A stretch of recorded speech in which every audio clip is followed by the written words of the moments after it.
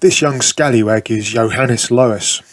During much of World War One, he was skulking around underwater firing torpedoes into Allied shipping. And as it turned out, he was pretty good at it. And this scallywag is Jamie, who I've tasked with going down and tying the shot onto the bow of the City of Brisbane. Conditions up top are pretty grim, so let's get underwater and have a look. Well, Jamie's done his job. He's gone down there and he's tied it off on the bow. The bow section's skeletal remains are probably the most ship-shaped part of this wreck. Bearing in mind it was hit with a torpedo, it sat on the seafloor for over 100 years in all those tides, as well as being really heavily salvaged back in the 80s, I believe. It's left this wreck looking like a huge pile of scrap. Right on the very tip of the bow now.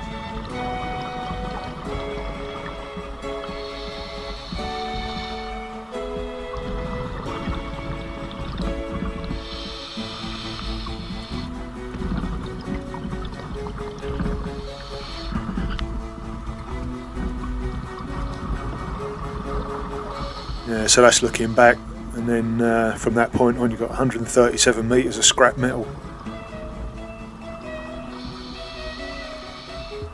Plans were drawn up for the City of Brisbane back in 1916 for the Swan Hunter shipyard to build her, and they were building her for the Ellerman Hall line.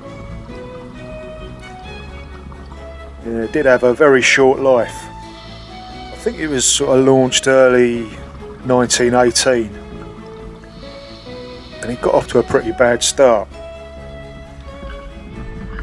The Lloyd Surveyor passed it A1, but only after the repairs were carried out after a fire and a collision. I can't find any details on that, but in 1918 everything would have been sort of heavily censored and the shipyard's no doubt locked down tighter than Jamie's wallet.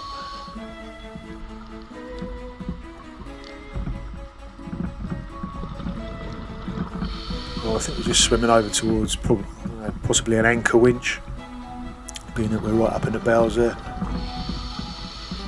The ship's short life and censorship probably accounts for the fact that I can't find any pictures of the ship.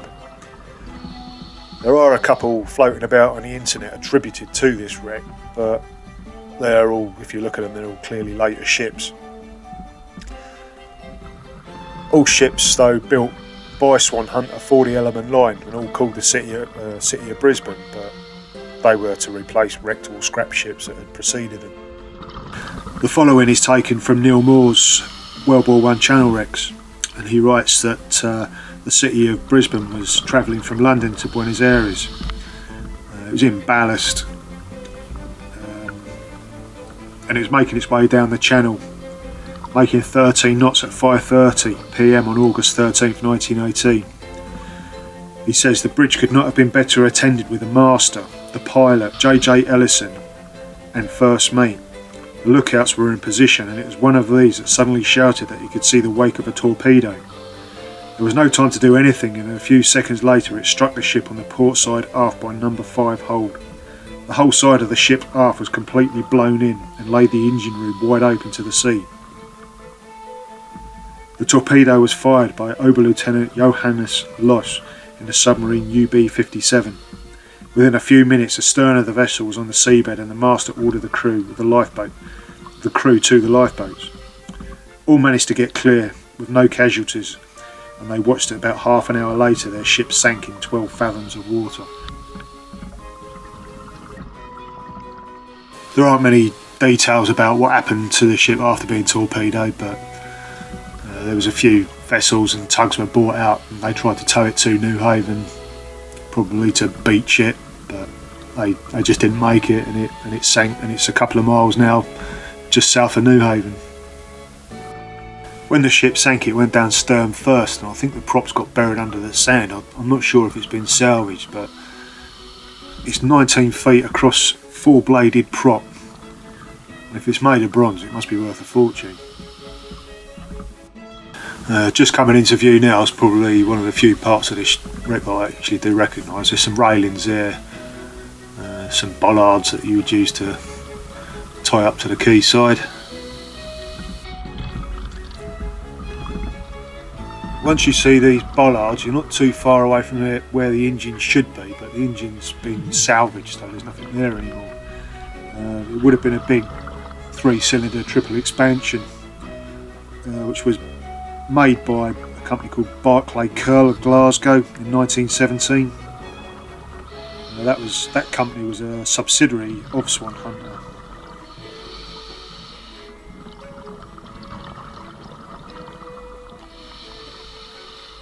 Just swimming across the 3 boilers now. Someone was actually convinced before we did this dive that there was actually 6 boilers on this wreck.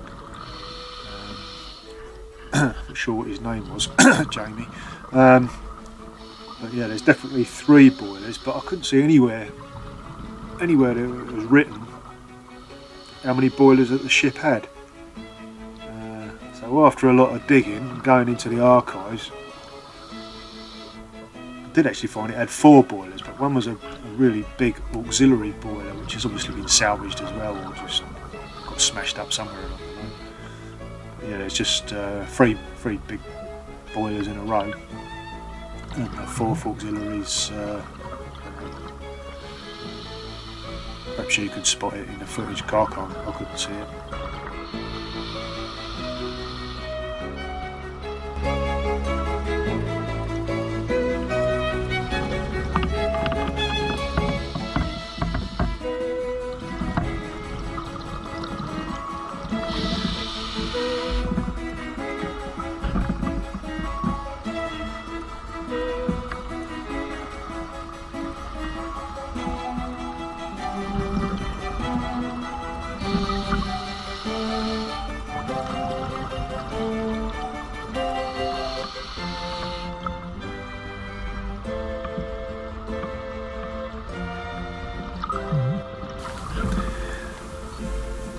We'll skip forward a bit of scrap metal. What's just coming in now is a kedge anchor, and Lloyds were a bit reluctant to sign the City of Brisbane off at first because it didn't have a kedge anchor, which is like a spare anchor that you throw over the side rather than using your two main bow anchors.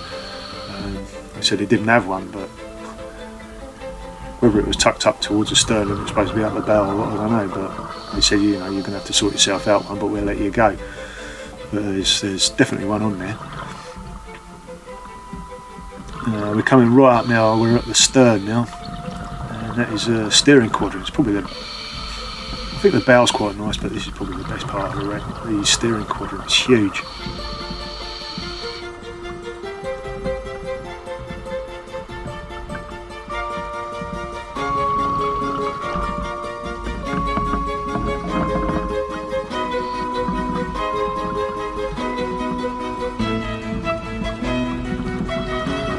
So once you find that steering quadrant, if you just carry on over the back of the wreck, drop down onto the sand there, and you'll see that platform, which is the gun. Obviously sitting upside down at the moment, but just coming into view on the right hand side there, sticking up, is the 4-inch gun barrel.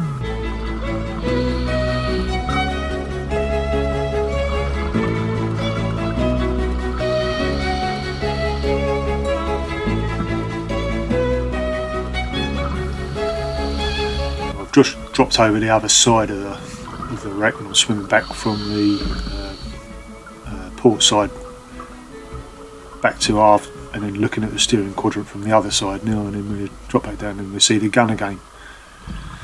This wreck did actually have 2 other guns on it. It had 2 7.5-inch howitzers, which were designed during the First World War as anti-U-boat mortars.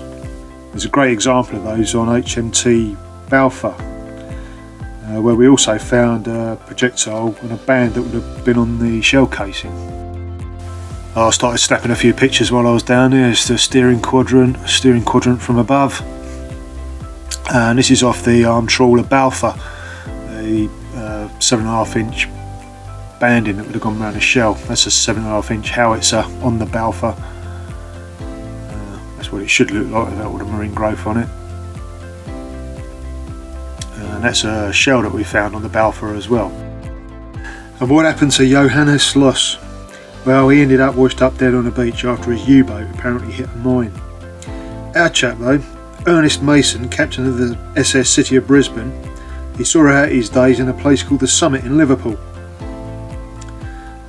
He even won a silver medal for rescuing 9 crew of the Portuguese schooner Donna Amalia, 60 miles northwest of the Cape Verde Islands. Captain Mason, newly retired after 50 years at sea, said, "It was just another day of work. We came across them flying signals of distress and found they were 42 days out on a 6-day passage and were short of water and provisions. The pumps had broken down and the vessel was making water fast. I think it would have been safe to say that if we had not taken them off, there would have become another tragedy of the sea." The Lord Mayor mentioned that Captain Mason had served 29 years as a master in the Hull line and had never had an accident. He had served in sail, a fact which made it easier for him to appreciate the plight of the schooner. Well, if you made it this far, thanks for watching. Next video should be on the SS City of Waterford. I'll see you on the next one.